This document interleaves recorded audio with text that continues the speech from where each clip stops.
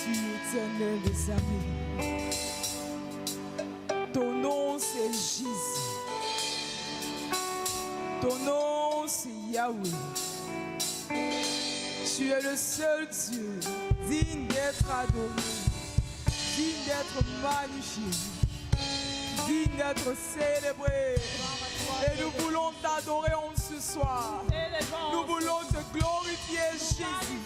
Nous voulons élever ton nom. Tu es digne d'adoration. Tu es digne de magnificence. Seigneur, tu es Dieu. Nous reprenons encore cet après-midi pour que tu nous inspires et que tu permettes enfin que, Seigneur, nous puissions comprendre la profondeur de tout ce que tu nous dis. Et Seigneur, de le mettre en pratique parce que tu as dit, sans toi, nous ne sommes rien. Te bénissons de ce que, Seigneur, maintenant, avec toi, nous savons que vraiment nous avons un parcours non seulement meilleur, mais nous savons que notre Dieu, tu es avec nous. Béni sois-tu notre gloire. Au nom de Jésus. Amen. Donc nous sommes sur le troisième, le 3, 2, premier on a vu introduction, 2 on a vu l'identification, l'identité du leader spirituel ou ouvrier des maisons. Et 3, nous avons leader spirituel ou disciple de Jésus-Christ. On dit leader spirituel ou disciple de Jésus-Christ. Quand on dit leader, c'est celui qui dirige un groupe de personnes. Quand on parle de leader, c'est quelqu'un, une chose, comment on appelle ça, une personne qui dirige un groupe de personnes. Mais quand on parle de leader spirituel, on parle de celui qui dirige un groupe de personnes, dont ceux-là, c'est-à-dire le groupe de personnes qui dirigent, ils ont accepté le Seigneur.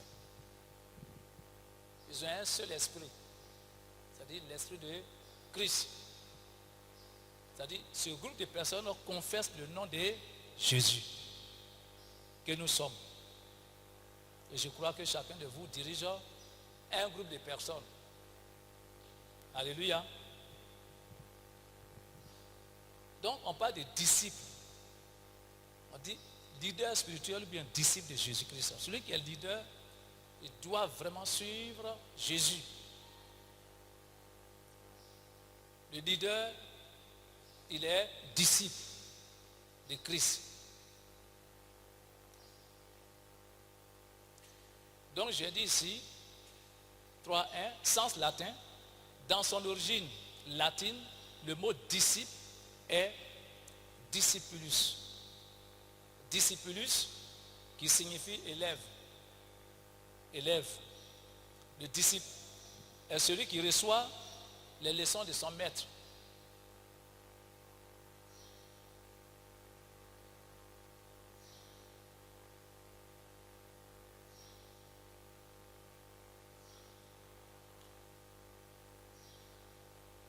Donc le mot disciple désigne en particulier quelqu'un dont on oriente la croissance spirituelle. Dans 1 Corinthiens 2, le verset 10 à 12.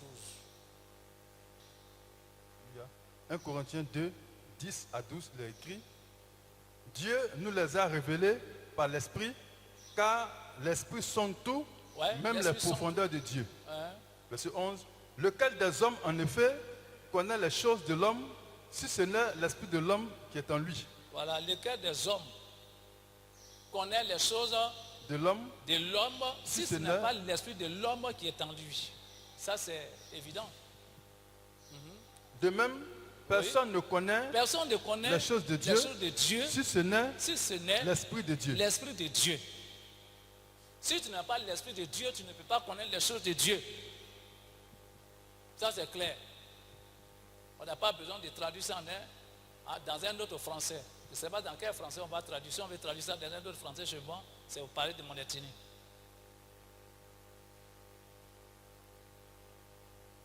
Ce qui est de Dieu là, si toi tu n'as pas l'esprit de Dieu, tu ne peux pas connaître ça.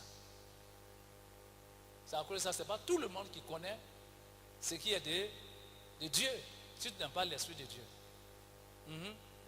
Verset 12. Or, nous n'avons pas reçu l'Esprit du On monde, n'a pas reçu l'Esprit du monde, mais l'Esprit qui vient de mais Dieu, l'Esprit qui vient de Dieu, afin que afin que nous connaissions nous connaissions les choses les choses que Dieu que nous a Dieu données nous par a sa données grâce. par sa grâce. grâce. Est-ce que vous voyez? On n'a pas reçu l'esprit du désordre. L'esprit du monde, c'est l'esprit du désordre. L'esprit du monde, c'est l'esprit des païens. Or, quand on parle des païens, on dit les païens, c'est-à-dire les désordonnés. C'est un paganisme. Un paganisme. Or, celui qui est païen, il a une vie désordonnée. C'est-à-dire une vie diabolique. C'est le diable qui le contrôle. Or, nous, le diable ne nous contrôle plus parce que nous avons reçu l'Esprit de Dieu.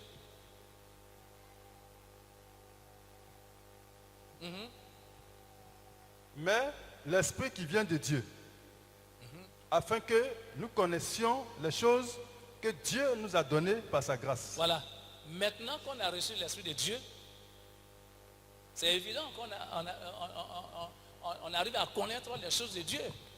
Parce que quand tu as l'Esprit de Dieu, tu dois forcément connaître les choses de Dieu. Tu peux avoir l'Esprit de Dieu et puis tu ne connais pas les choses de Dieu. Et c'est ce qui se manifeste aujourd'hui dans ce que nous appelons Église. Nous appelons la vie des pasteurs.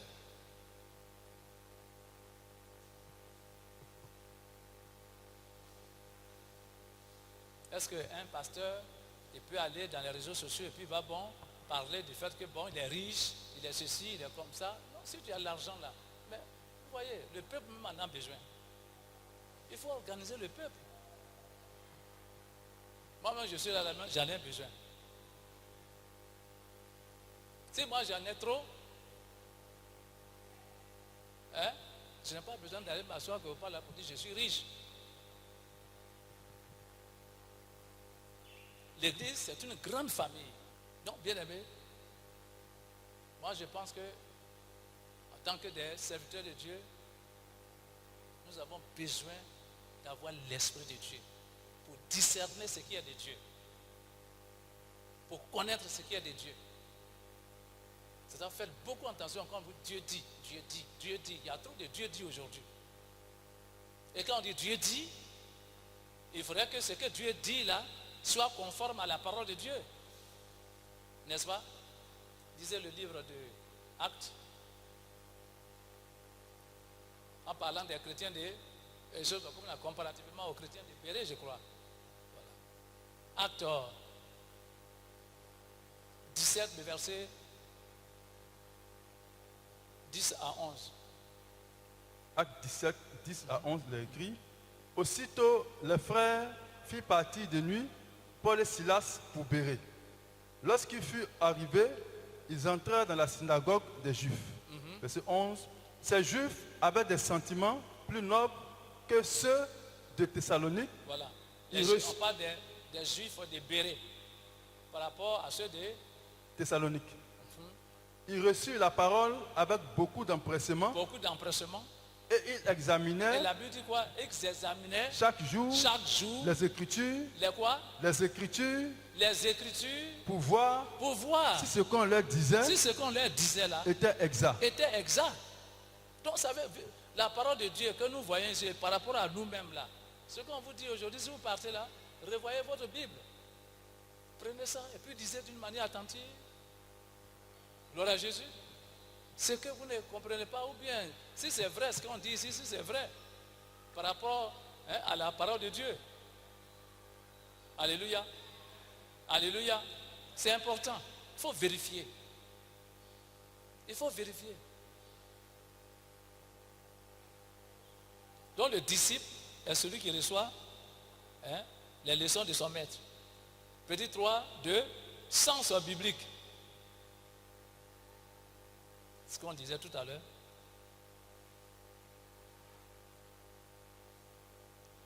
Vous avez vu ça, sens biblique, non? 3, petit 2. Je crois que vous avez le fascicule. Donc, le disciple de Jésus-Christ est un élève qui suit. Donc, le disciple de Jésus-Christ est un élève qui suit fidèlement. Fidèlement. Vous pouvez souligner fidèlement. Vous pouvez souligner fidèlement. C'est très important là. Fidèlement, fidèlement. Donc, fidèlement, l'enseignement de son maître. En acceptant ses idées, ses vues, c'est-à-dire sa manière de voir, c'est-à-dire la vision, et ses actes, sans toutefois les contredire. Sans toutefois les contredire. On dit, donc le disciple de Jésus-Christ est un élève qui suit fidèlement l'enseignement de son maître en acceptant ses idées, ses vues, c'est-à-dire la manière de voir, sa vision et ses actes, sans toutefois les contredire. On peut aller Josué 11, le verset 15. Ce qui s'est passé entre Josué, Dieu et Moïse. Josué 11, 15, il est écrit, Josué exécuta les ordres de l'Éternel à Bible Moïse. dit que Josué exécuta.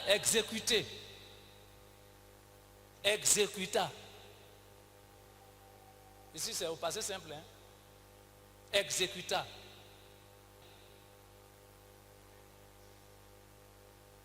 Si on dit exécuta, on n'a pas dit exécute.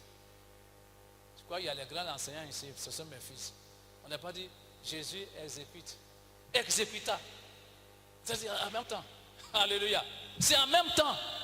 C'est pas fait. Donc, comme il a dit là, bon, je vais aller réfléchir. On dit Josué exécuta. Même temps. Même en même temps.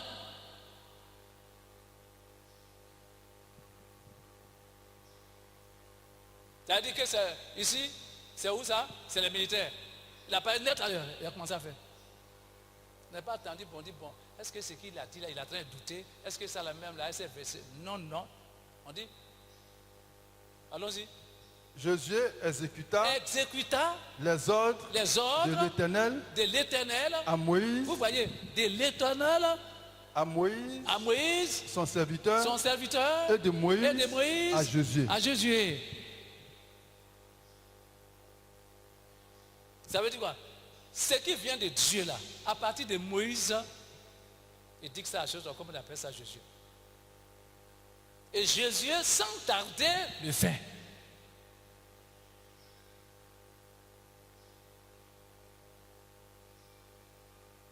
Vous êtes des leaders dans vos églises, vous êtes appelés à avoir des disciples. Mais il faudrait que vous-même vous soyez disciples de Christ. Si vous n'avez pas de disciples de Christ là, c'est difficile que ceux que vous allez enseigner deviennent véritablement des disciples de Christ.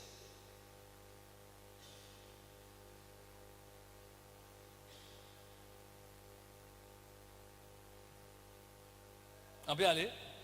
Il ne négligea rien de tout ce que l'Éternel avait ordonné à Moïse. Il ne fait quoi? Il ne négligea rien de tout ce que l'Éternel avait ordonné à Moïse. Il ne négligea rien. Parce que dans le travail de Dieu, si la négligence est finie.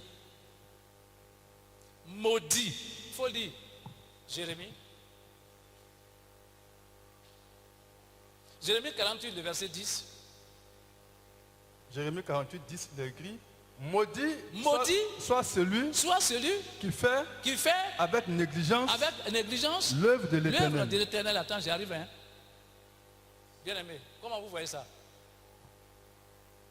Tu es pasteur, tu négliges l'œuvre de Dieu, tu es maudit en même temps.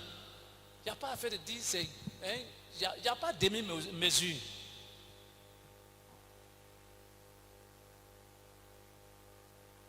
La négligence est une malédiction.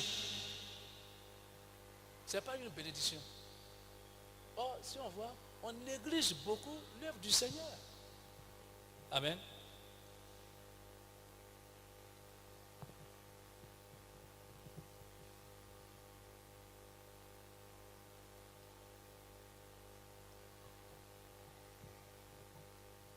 On peut aller? C'est fini? Maudit soit celui qui éloigne son épée du carnage. Amen. Alléluia. Il imite son maître.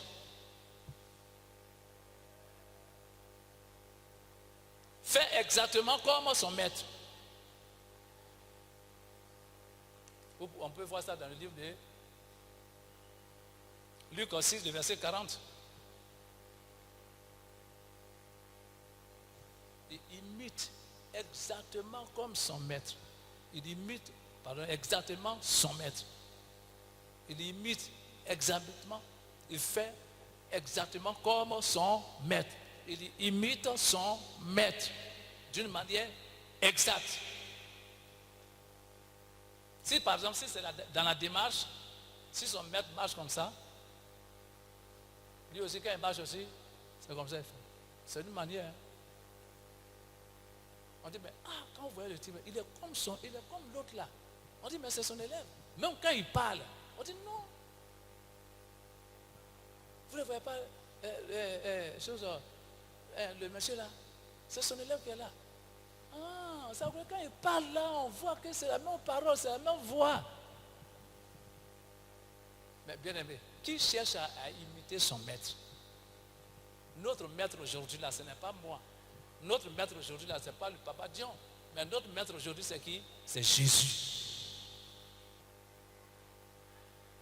Il dit, renonce à lui-même.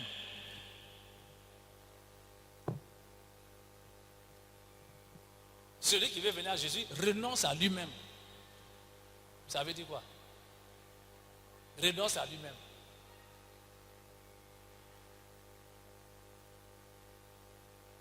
Ça vous, je demande? Comment vous comprenez ça? Ouais. Il abandonne lui-même sa propre vision, ouais. Ses propres intérêts au profit de ceux du Sauveur de l'humanité. Que Dieu te bénisse. Il a... Oui, allons-y. De manière plus explicite, il est mort pour les choses du monde et il ne vit que pour Jésus. Oui. Je suis d'accord avec toi. Mais toi, quand c'est comme ça, c'est haut. Hein? Quand il est mort, il dit, moi je ne vais pas aller au Seigneur, puis je vais mourir. Hein?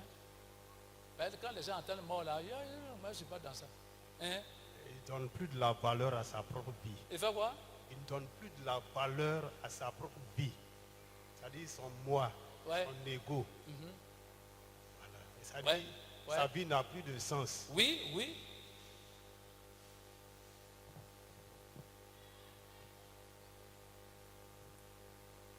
Sa vie n'a plus de sens, sa volonté n'a plus de sens. Il ne vit que pour la personne. Il ne pense que pour la personne. Il est guidé par la personne. Nous devons être guidés par Jésus. On doit vivre pour Jésus. On doit faire ce que Dieu nous demande de faire. Nous n'avons plus de volonté. Notre volonté, c'est celle de Christ. C'est celle a dit, on est mort avec Christ. Et lui aussi, le moi n'est plus là. Parce que quand le moi est là, il y a la considération de la personne elle-même. Mais quand le moi n'est pas là, la personne est effacée. Et on voit dans la vie de la personne l'humilité. Il ne se considère pas. Moi aussi, moi je suis là. Et moi, et comme ça. Vous avez partagé les choses là. Et moi ma soeur, et moi mon frère, et moi ceci. Non. Moi-même là. Moi et moi. C'est ça qui détruit les choses. On considère notre intérêt. Oh, la Bible a dit quoi? Prenez le livre de Matthieu. Ou bien, je dis Matthieu. Vous pouvez prendre le livre de pardonnement, 1 Corinthiens 10. C'est ça, non? À partir du verset 23. 1 Corinthiens 10, à partir du verset 23, il est écrit: Tout est permis. Tout est permis. Mais tout n'est pas utile. Mais tout n'est pas utile. Tout est permis. Tout est permis. Mais tout n'édifie pas. Mais tout n'édifie pas. Verset 24. Que personne, il dit que personne ne cherche son propre intérêt. Mais que chacun cherche celui d'autrui. Celui d'autrui. Moi, où je suis là, je cherche l'intérêt de mon frère. Lui, il cherche aussi mon intérêt. Alléluia. Dieu ne va pas nous bénir. Est-ce que Dieu ne va pas nous bénir? Il va nous bénir. Quand tu cherches l'intérêt de ton frère, de ta soeur, je vais vous dire, ça c'est l'esprit qui vient de Dieu.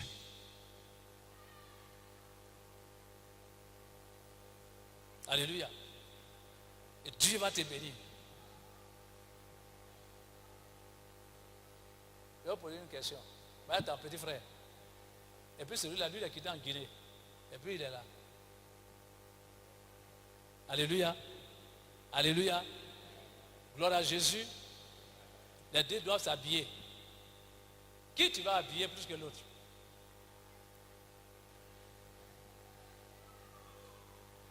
Alléluia. Moi, je pense que c'est celui qui est quitté en Guinée là que je vais habiller. Celui qui est quitté juste en Guinée là? Oui, papa. Tu vois ton petit frère, tu vas le laisser? Je vais le laisser. Lui, on est ensemble ici. Ensemble comment? Bon, il est au village, il n'est pas à côté de toi ici, il est au village. Mais c'est celui qui est quitté en Guinée là que je vais... Bon, il est en Guinée aussi. Lui, l'autre, il est en Guinée, lui c'est un Guinéen, et puis ton petit frère, lui, il est en Guinée. Et puis les deux sont venus. Il faut les habiller. Et ils doivent partir dans quelques temps.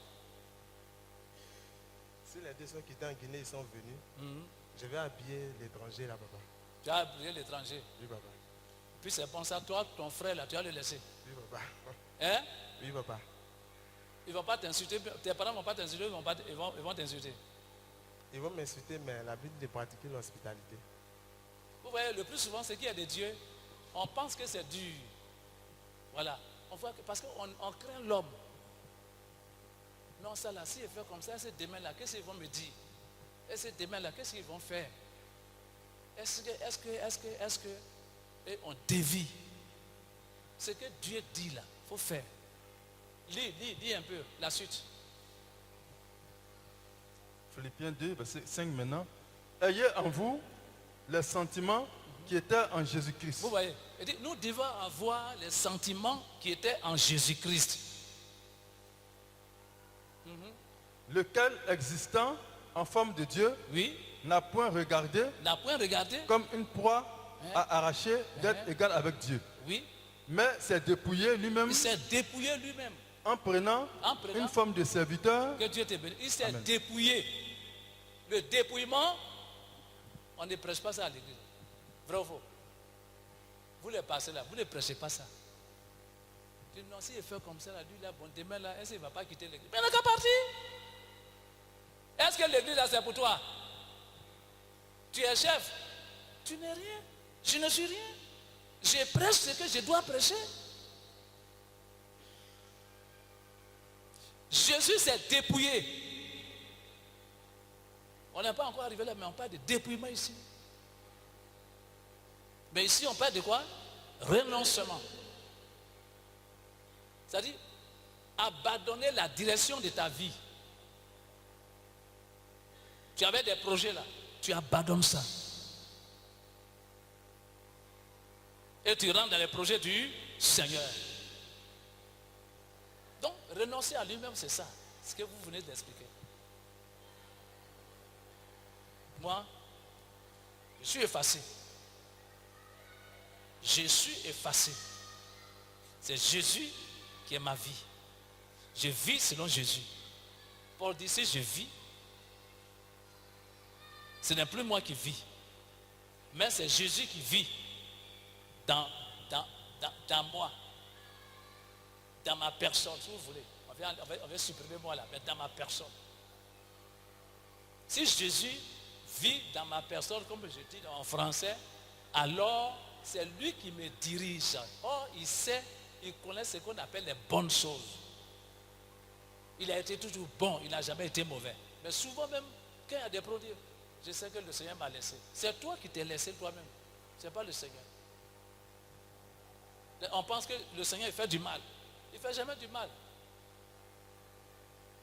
Amen.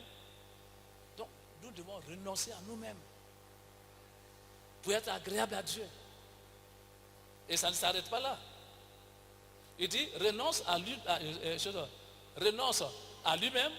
Hein, comment on appelle ça? Le disciple renonce à lui-même et à tout ce qu'il possède comme bien matériel. Ça, c'est dans le livre de Luc 14, le verset 33. Luc 14, 33, il est écrit, ainsi donc, quiconque d'entre vous ne renonce pas à tout ce qu'il possède, ne peut être mon disciple. Voilà. Et nous qui sommes pasteurs, ce n'est pas encore ça. On n'a pas encore renoncé à nos biens. On n'a pas encore renoncé à nos biens. Il faut qu'on revoie notre vie. Parce que tant que tu n'as pas encore renoncé à tes biens, tu ne peux jamais être un véritable disciple du Seigneur. Jamais. Tu es là, tu règles l'argent, tu dis, ah. Et quand tu vois ça, tu casses, et puis quand tu marches là, pour toi, tu marches bien. Parce que derrière toi, là, c'est... Mais si quelqu'un venait à te dire, tonton, même matin, pendant qu'on les coups, tu es en train de te brosser un peu, tu veux dire, tonton, attends-moi. Tu dis, mais il y a quoi? Dis, attends-moi. Tu veux te brosser même, hein? Dis, tonton, attends-moi. Et viens, tonton. Tu dis, il y a quoi? Il dit, bus ici. C'est quoi qui est bus ici? Banque. Oui, il y a quoi? Pourtant, tu sais que, hein? Il y a 6 milliards qui sont là-bas. Il dit, banque, plateau. Bus ici. Hein? Il a trop couru, quoi. C'est... Il dit quoi? C'est comment? C'est brûlé, tout est brûlé.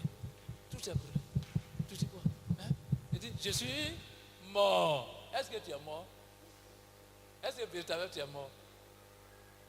Mais quelqu'un... Oh, vraiment. Bus ici.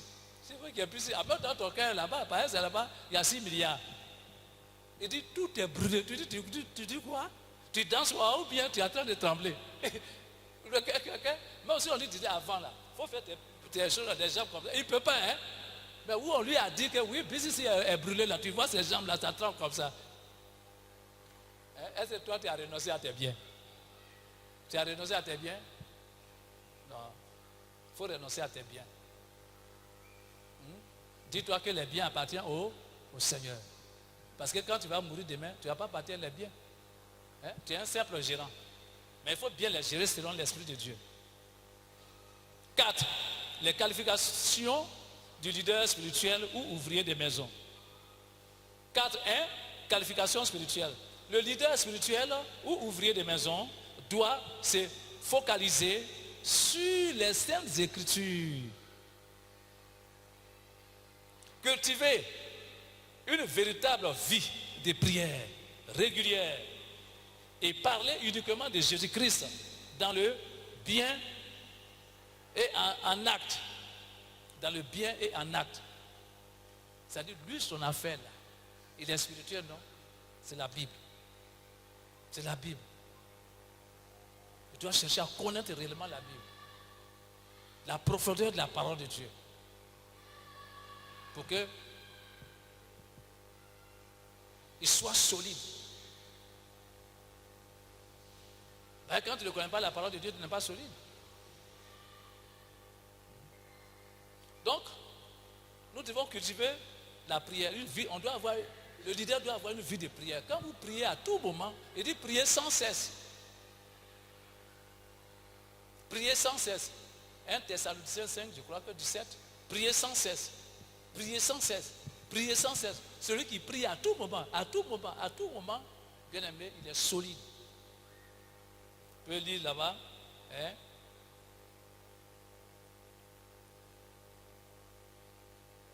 Cultiver une véritable vie de prière régulière, parler uniquement de Jésus-Christ dans le bien et en acte.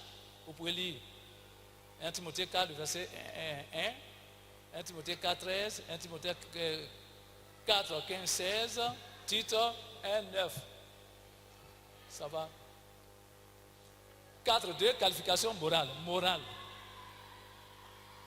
Le leader spirituel ne doit pas avoir une vie de désordre, une vie désordonnée, pardon, ou superficielle. Il doit, un premier point, c'est-à-dire un point, il doit mener une vie fidèle et lutter surtout contre ceux qui enseignent des fausses doctrines, ceux qui enseignent qu'on ne paye pas la dîme.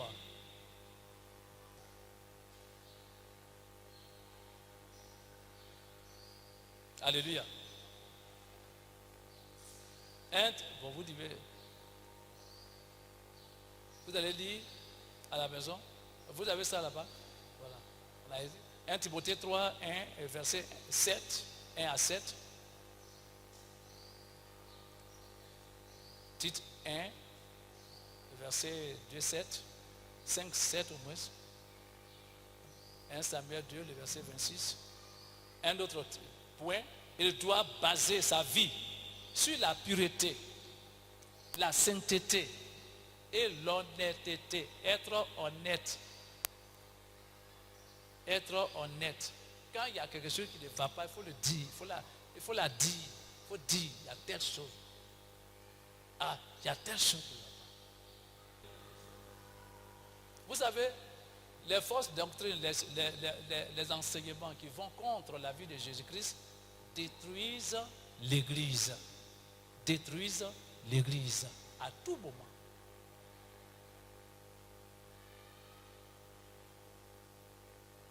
Gloire à Jésus. Nous devons faire un effort. Fuir ces enseignements-là. Alléluia. Donc faisons beaucoup attention aux fausses doctrines, aux faux prophètes.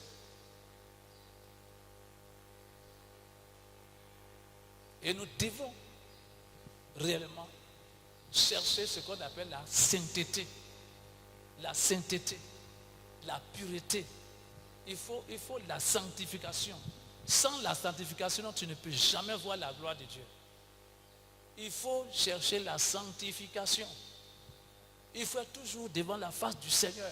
On n'a pas dit, bon, chaque jour tu prends ton sac, tu t'en gelé.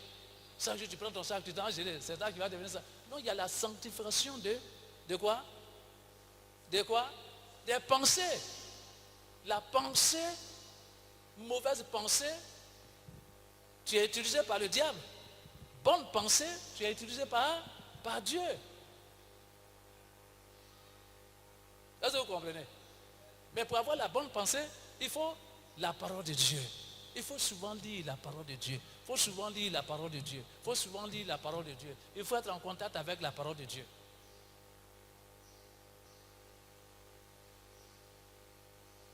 Un Thessaloniciens 4, verset 18. Matthieu 8, le verset.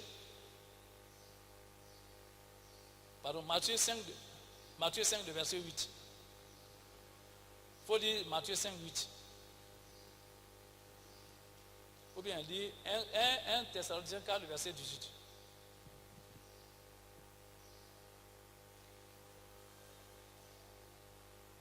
Un Thessaloniciens 4, verset 1 à 8.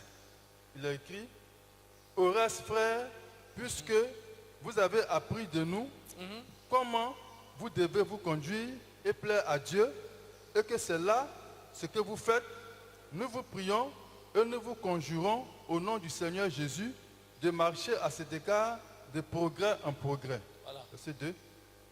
Vous savez en effet quels préceptes nous vous avons donnés de la part du Seigneur Jésus. Ce que Dieu veut, c'est votre sanctification. Ce que Dieu veut, c'est votre sanctification. C'est que vous vous absteniez de l'impudicité. C'est que chacun de vous sache posséder son corps dans la sainteté et l'honnêteté, sans vous livrer à une convoitise passionnée, comme font les païens qui ne connaissent pas Dieu. C'est que personne n'use envers son frère de fraude et de cupidité dans les affaires, Parce que le Seigneur tire vengeance de toutes ces choses, comme nous vous l'avons déjà dit et attesté. Paul lui parle de tout ici, hein. Même en parlant du corps, la conduite, il parle aussi des affaires.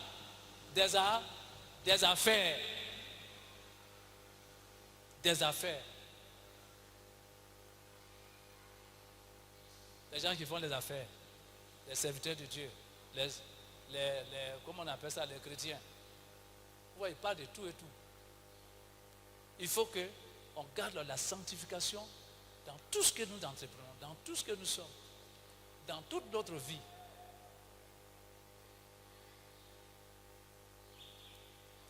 Un autre point, il doit être pacifique. Pacifique, ça veut dire quoi? Hein?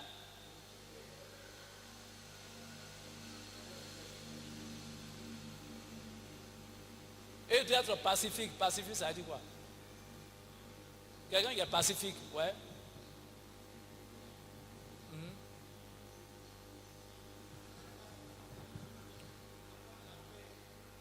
Un homme de paix.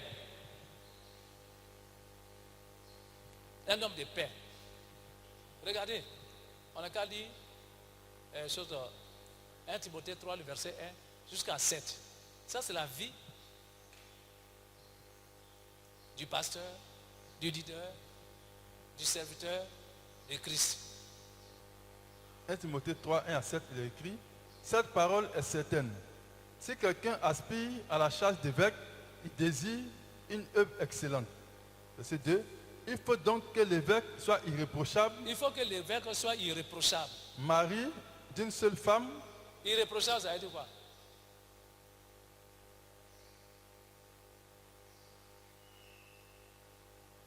Sa conduite doit être conforme à la parole de Dieu.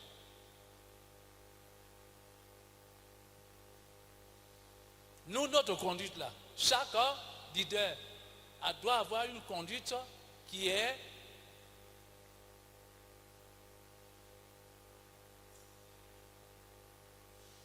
comme pour le Seigneur.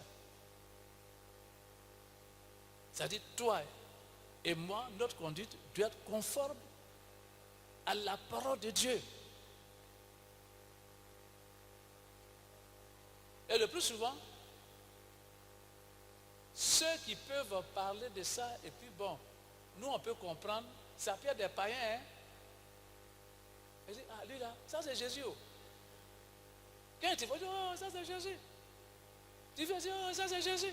Il y a des fois quand des femmes ont dit, Madame Jésus, ou bien Mademoiselle Jésus. Hein?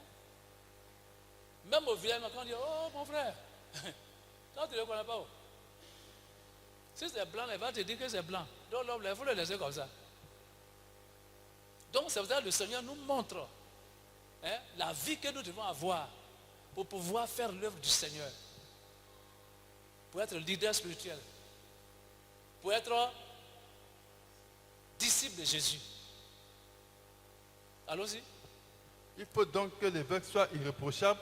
Irréprochable. Mari d'une seule femme. D'une seule femme. Sobre. Sobre, ça veut dire quoi? Sobre, ça veut dire quoi? C'est quelqu'un qui n'exagère pas dans qui n'exagère pas dans ce qu'il fait. Dans sa conduite. C'est-à-dire l'excès.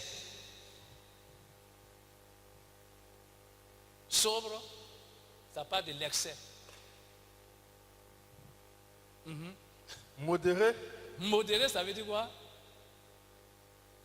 Oui, ça veut dire simple. Simple. Réglé dans sa conduite. Réglé dans sa conduite.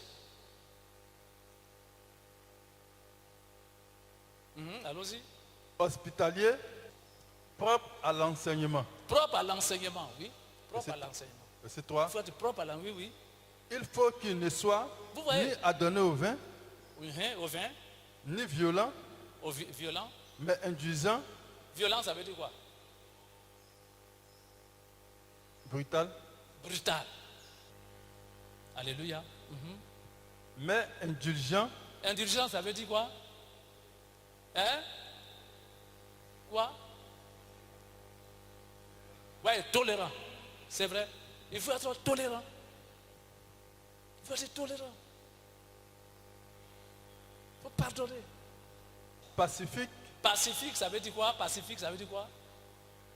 Hein? Un homme de...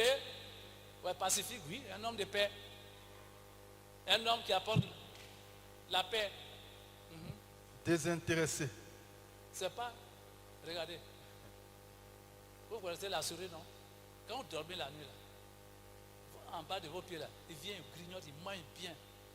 Maintenant, quand vous faites comme ça, mais il y a les hommes qui font ça. Est-ce que ça, c'est des hommes de paix, ça? Hein? Et puis vous-même, vous êtes là, vous voyez ça, vous ne dites pas la vérité. Vous les connaissez? Vous ne pouvez même pas dire la vérité. Non, s'il fait comme ça, vous me tuez. Mais si tu meurs pour la cause de Christ, il n'y a quel problème? Après, je n'ai pas envie de mourir. Hein. Mais toi qui ne veux pas envie de mourir, c'est toi qui meurs demain.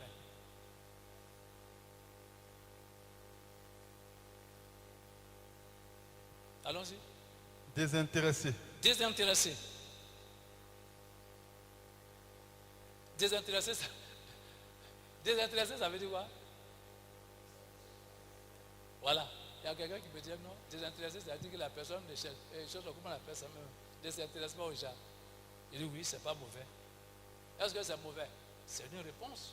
Mais elle n'est pas juste, c'est tout. Donc on ne peut pas se moquer d'elle. Mais ce n'est pas juste. Mais ce n'est pas une réponse. Mais désintéressé, c'est-à-dire quelqu'un qui ne cherche pas son intérêt. S'il ne cherche pas son intérêt, il est obligé de chercher l'intérêt des uns et des autres. Hein? Oui, allons-y. Verset 4. Il faut qu'il dirige bien. Il faut qu'il dirige bien sa propre maison. Sa propre maison. Et qu'il tienne ses enfants. Et qu'il tienne ses enfants. Dans la soumission. Dans la soumission. Et dans une parfaite honnêteté. Voilà, il faut qu'il au début. Il dirige bien. Il dirige bien. Sa propre maison. Ça veut dire quoi? Il faut qu'il dirige bien sa propre maison. Vous dites? Sa propre vie. Propre maison, ce n'est pas la maison dans laquelle tu es. C'est ta propre vie. Si toi-même tu ne peux pas diriger ta propre vie, ce n'est pas la maison que tu as là que tu peux diriger. Mais pour diriger ta propre vie, ce n'est plus toi maintenant. C'est la parole de Dieu qui est en toi qui dirige cette vie-là. Qui prend possession de cette vie-là. Mais il faut l'accepter pour que ça prenne la possession. Et Dieu dit quoi? Si vous demeurez en moi, hein, et que ma parole demeure en vous, demandez ce que vous voudrez. Et cela vous sera accordé. Jean 15, le verset 7. Allons-y. Verset 5. Car si quelqu'un ne sait pas diriger sa propre maison, si quelqu'un ne sait pas diriger sa propre maison lui-même, comment prendra-t-il soin de l'église de Dieu? Voilà. Ta propre maison, c'est toi-même. Ta propre maison, ce sont tes enfants. Parce que toi-même là, il faut que tu laisses la parole de Dieu diriger ta propre vie. Et quand cette parole-là, tu es imprégné dans cette parole, alors Dieu peut t'amener à diriger tes propres enfants. Et lorsque maintenant tu diriges tes propres enfants, tu sais les diriger, Dieu dit bon, tu es maintenant prêt. Il t'a choisi. Le temps, c'est le temps. Mais l'heure a sonné que tu vas maintenant diriger l'église. Pour diriger l'église, c'est difficile, très difficile, si vous n'avez pas l'Esprit de Dieu.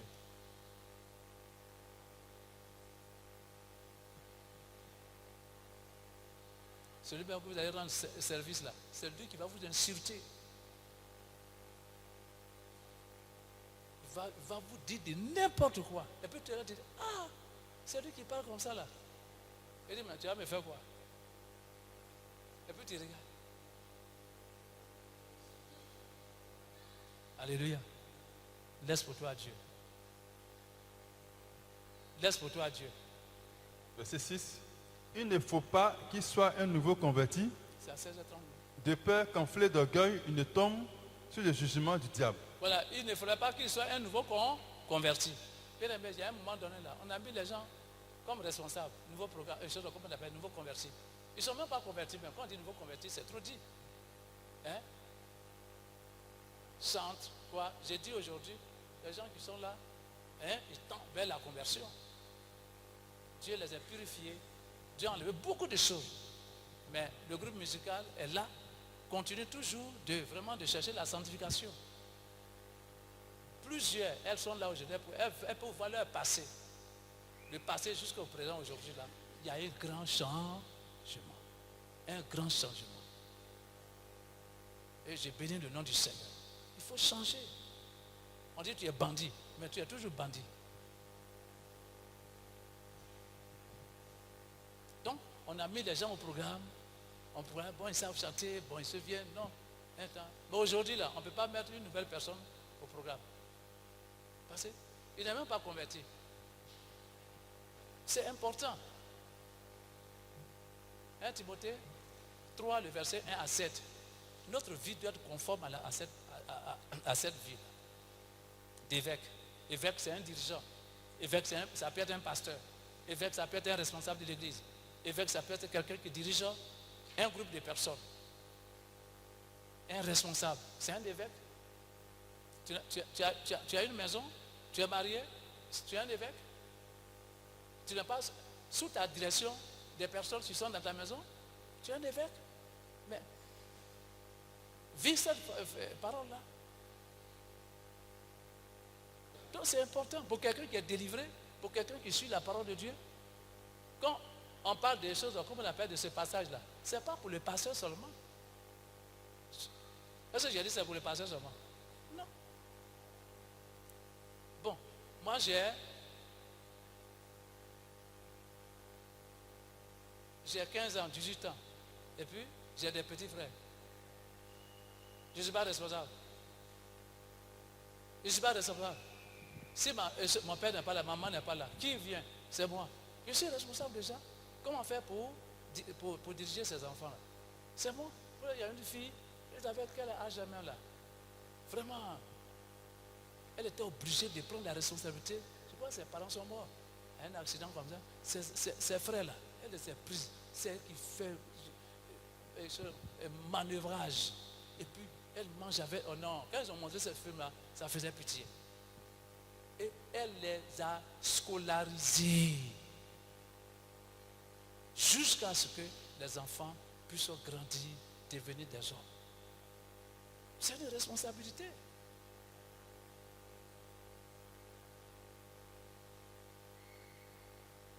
Vous pensez que la mort là, ça vient d'où?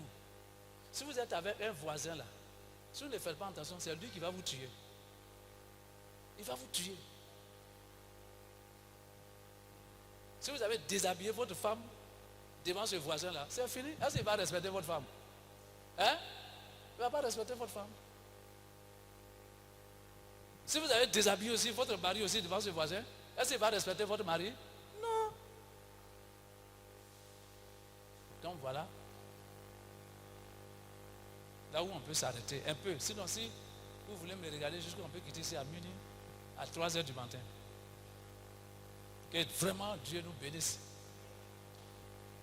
Je vous aime et je crois que Dieu va agir.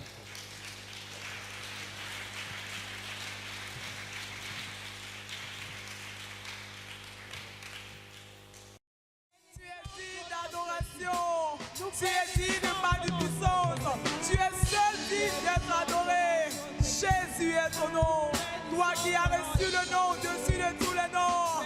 Tu es Yahweh Jireh, Yahweh Nissi, Yahweh Shammah, Yahweh Shikenu. El Olam est ton nom. El Gibor est ton nom. Jehovah Nissi est ton nom. Yahweh Jireh est ton nom. Reçois l'adoration ce soir. Mon âme te bénit, mon âme te bénit.